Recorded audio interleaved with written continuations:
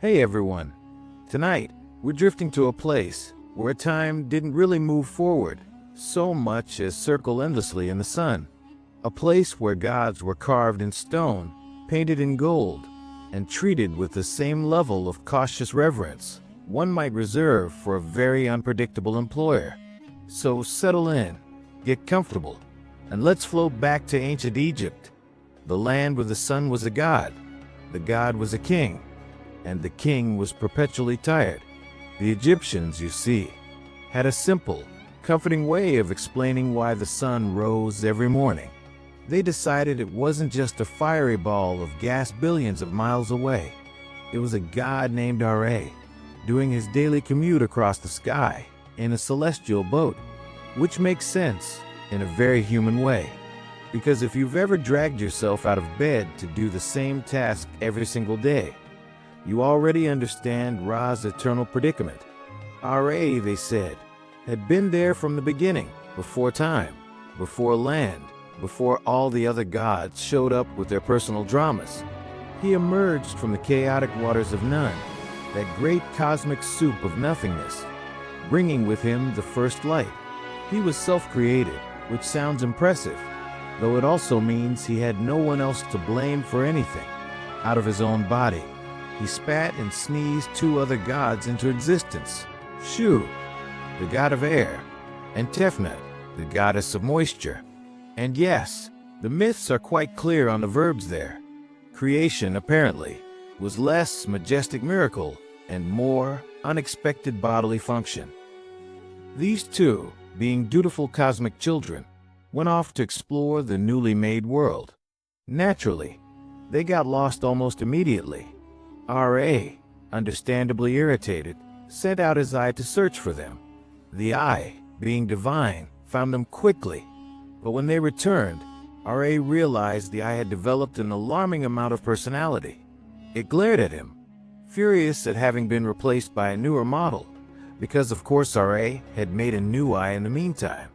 So, to calm the situation, he turned the angry original into a goddess, usually Hathor or Sekhmet, depending on which priestly faction was telling the story that week. The lesson here: even the gods had workplace politics.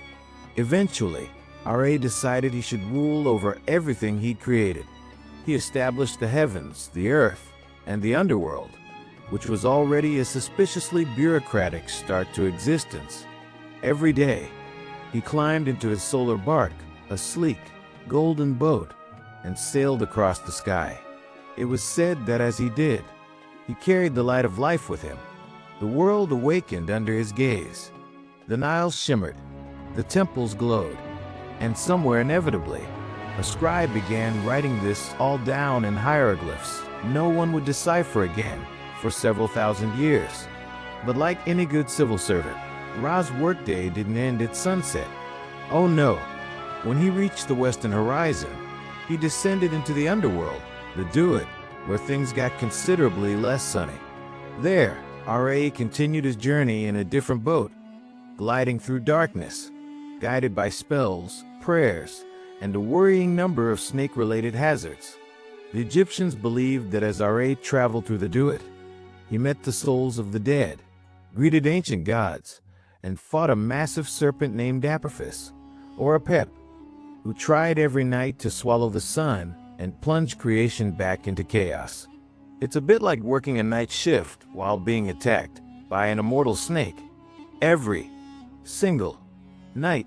Of course, Ra always won. Otherwise, we wouldn't be here. But the effort clearly wore him down. The texts describe him growing older and more weary with each cycle, his bones silvering, his skin sagging like the worn sandstone of his own temples. Even gods, it seems, weren't immune to burnout. He looked down at humanity one day, his creations, and found them ungrateful, noisy, and slightly disappointing. Which, to be fair, we probably were. So, Ra decided to teach humanity a lesson.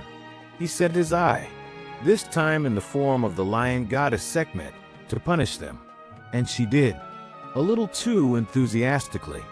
The earth ran red with blood, which even for divine management standards was considered excessive. To stop her, Ra tricked her into drinking vast quantities of beer dyed red to look like blood. Sekhmet, thinking she was continuing her rampage, got hopelessly drunk instead and fell asleep. Thus, humanity survived the first and perhaps most awkward divine HR incident in history. But the whole affair left Ra shaken. He withdrew from the earth, retreating to the sky, where he could observe everything from a comfortable distance, like a retired monarch checking in on the news, just to remind himself why he left.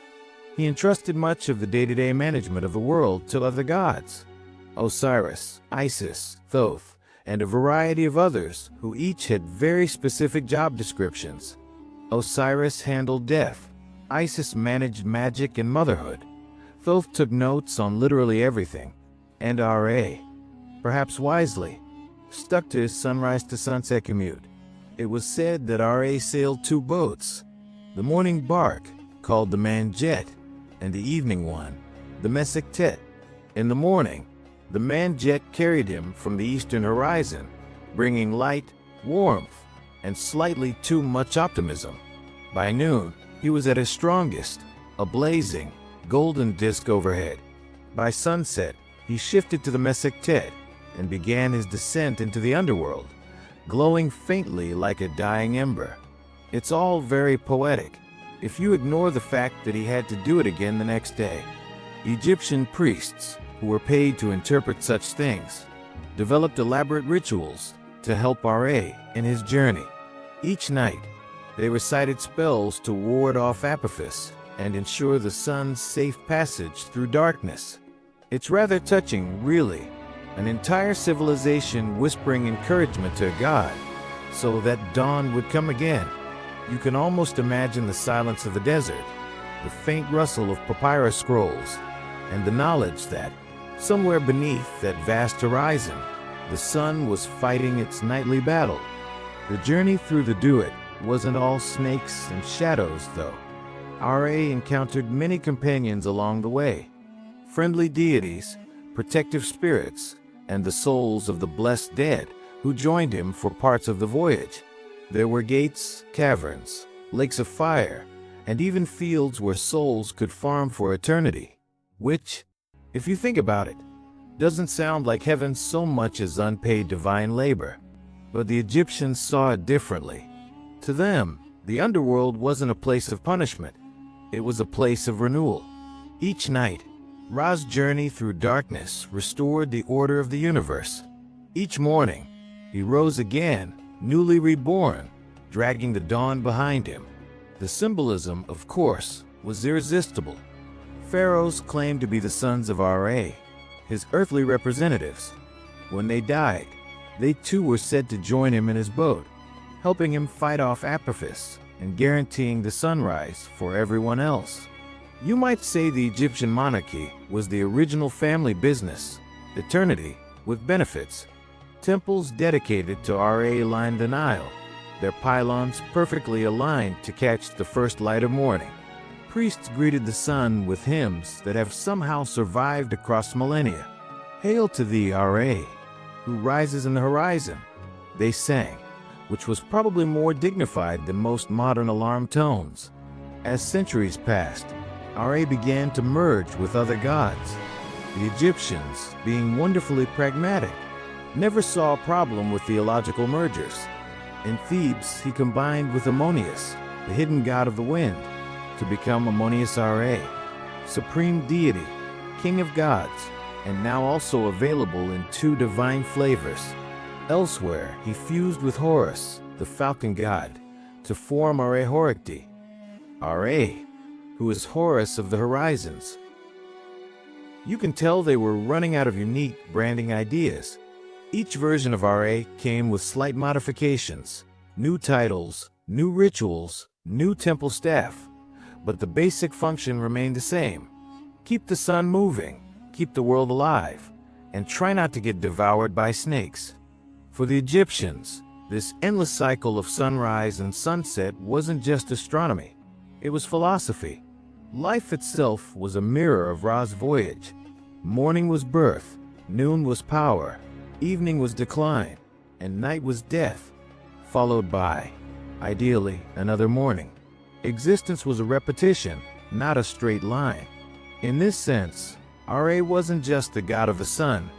He was the embodiment of time, consistency, and that quiet assurance that no matter how dark the night became, light would return. It's surprisingly comforting, especially at bedtime, when the modern world's noise fades and you realize you're lying beneath the same endless pattern they worshipped thousands of years ago. And yet, for all his majesty, Ra was, in the end, a strangely human figure. He grew old. He got tired. He made questionable management choices. The Book of the Heavenly Cow, a delightfully odd mythic text, describes him complaining about the noise of humanity, his body aching from age, and his desire to retire to the heavens, which, to be fair, is something most of us have probably felt at some point. The gods might be immortal, but even they needed a break. The priests, of course, couldn't let that happen entirely. A god who stopped moving meant the world stopped with him. So they reassured everyone that Ra's nightly disappearance was not retirement but rejuvenation. The darkness wasn't an end, it was a necessary pause. Ra would sail through it, rest, and rise again. The cycle would continue. The bureaucracy of the cosmos was safe. So if you're still awake, picture it now. The desert, stretching out like an ocean of sand. The air, utterly still, except for the faint breath of wind stirring the dunes. On the horizon, a thin thread of light appears, gold seeping slowly into the sky. It's Ra, climbing once more into his morning bark, weary but reliable, beginning another day's journey. The river below gleams faintly, temples cast long shadows, and the world quietly exhales. The eternal routine resumes. There's something deeply soothing about that thought, the predictability of it all. Ra will rise, Ra will set, and everything in between is just human noise. Empires will fall, names will fade, and somewhere above it all, the same tired sun god will still be rowing patiently from dawn to dusk. Maybe that's why the Egyptians loved him so much. He wasn't dramatic. He wasn't fickle. He just showed up every day without fail. In a universe filled with unpredictable gods, Ra was the dependable one, the divine equivalent of that co-worker who never takes a sick day. So, as you drift toward sleep, you can imagine yourself on that golden boat, gliding softly through the sky. The oars dip soundlessly into the cosmic river. The stars fade behind you. Ahead, the horizon glows faintly, promising another beginning. The world turns, the light returns, and Ra, the old sun god, just keeps going, because that's what he does. Sleep well, traveler. The sun will rise again in the morning. It always does.